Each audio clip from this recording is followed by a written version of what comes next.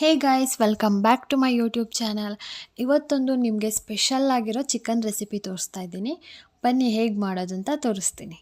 ಏನೇನು ಇಂಗ್ರೀಡಿಯೆಂಟ್ಸ್ ಬೇಕು ಅಂದರೆ ಈರುಳ್ಳಿ, ಕೊತ್ತಂಬರಿ ಪುದೀನ, ಟೊಮ್ಯಾಟೊ, ಶುಂಠಿ ಬೆಳ್ಳುಳ್ಳಿ ಪೇಸ್ಟ್, ಕೊತ್ತಂಬರಿ ಪುದೀನ ಪೇಸ್ಟ್, ಮೊಸರು, ಚಿಕನ್ನ ಇಲ್ಲಿ ಅರಿಶಿನ ಹಾಕಿ ವಾಶ್ ಮಾಡಿ ಇಟ್ಕೊಂಡಿದ್ದೀನಿ. ಹಾಗೆ ಆಯಿಲ್, ಚಿಕನ್ ಮಸಾಲ, ಗರಂ ಮಸಾಲ, ಧನ್ಯದ ಪುಡಿ, ಖಾರದ ಪುಡಿ ಮತ್ತು ಅರಿಶಿನ. ಇಷ್ಟು ಐಟಮ್ಸ್ ಇದ್ದರೆ ನಾವು ಈ ಚಿಕನ್ ರೆಸಿಪಿನ ಮಾಡ್ಬೋದು. ಫಸ್ಟು ಒಂದು ಪ್ಯಾನ್ ಇಟ್ಟು ಅದಕ್ಕಾದ್ಮೇಲೆ ಅದಕ್ಕೆ ಸ್ವಲ್ಪ ಎಣ್ಣೆ ಹಾಕಬೇಕು. ನಾನು ಸ್ವಲ್ಪ ಎಣ್ಣೆ ಕಮ್ಮಿನೇ ಹಾಕ್ತಾಯಿದ್ದೀನಿ. ಚಿಕನಲ್ಲೆಲ್ಲ ಎಣ್ಣೆ ಬಿಟ್ಕೊಂಡ್ರೆ ಇನ್ನೂ ಜಾಸ್ತಿ ಆಗುತ್ತೆ ಅಂತ. ನಿಮಗೆ ಸ್ವಲ್ಪ ಜಾಸ್ತಿ ಎಣ್ಣೆ ಬೇಕಂದರೆ ಹಾಕ್ಕೊಳ್ಳಿ, ಇನ್ನೂ ಚೆನ್ನಾಗಿರುತ್ತೆ. ಅದಕ್ಕೆ ಇವಾಗ ಈರುಳ್ಳಿ ಕಟ್ ಮಾಡಿದ್ನಲ್ಲ ಅದನ್ನು ಹಾಕಿ ಚೆನ್ನಾಗಿ ಫ್ರೈ ಮಾಡ್ಕೋಬೇಕು. ಈರುಳ್ಳಿ ಎಲ್ಲ ಫ್ರೈ ಆದಮೇಲೆ ಅದಕ್ಕೆ ಕೊತ್ತಂಬರಿ ಪುದೀನ ಹಾಕ್ತಾಯಿದ್ದೀನಿ.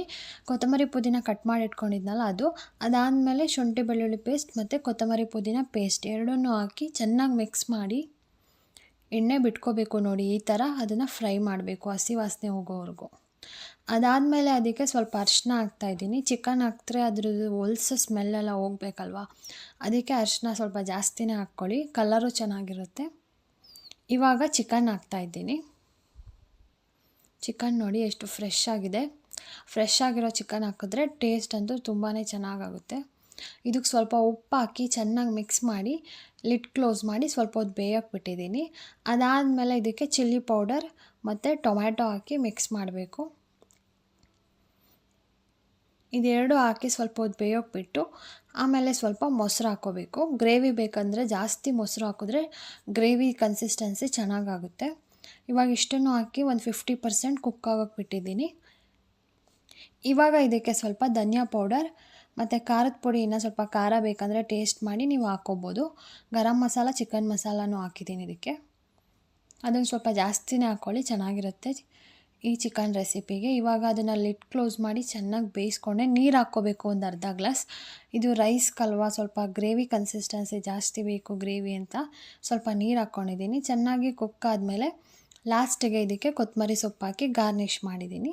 ನೋಡಿ ಹೇಗಾಗಿದೆ ಅಂತ. ಇದನ್ನು ನೀವು ಪೂರಿ, ಚಪಾತಿ, ದೋಸೆ, ರೈಸ್ ಎಲ್ಲದ್ರ ಜೊತೆನೂ ಇದು ಬೆಸ್ಟ್ ಕಾಂಬಿನೇಷನ್. ನೋಡಿ ಇವಾಗ ಎಷ್ಟು ಎಣ್ಣೆ ಬಿಟ್ಕೊಂಡಿದೆ. ಟೇಸ್ಟ್ ಅಂತೂ ತುಂಬಾ ಚೆನ್ನಾಗಿರುತ್ತೆ. ಇದ್ರ ಜೊತೆ ಕಬಾಬ್ ಕೂಡ ಮಾಡಿದ್ದೆ. ಇದು ಅಷ್ಟೇ ತುಂಬಾ ಸಿಂಪಲ್ಲಾಗಿ ಮಾಡೋದು.